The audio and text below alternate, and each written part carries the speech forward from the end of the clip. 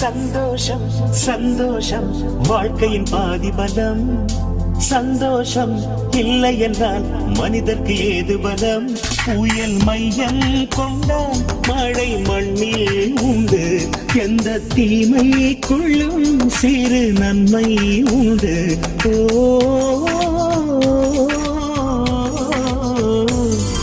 சந்தோஷம் சந்தோஷம் வாழ்க்கையின் பாதி பலம். சந்தோஷம் இல்லை என்றால் மனிதர்க்கு ஏது பலம்? புயல் மையம் கொண்டால் மழை மண்ணில் உண்டு. எந்த தீமை கொள்ளும் சிறு நன்மை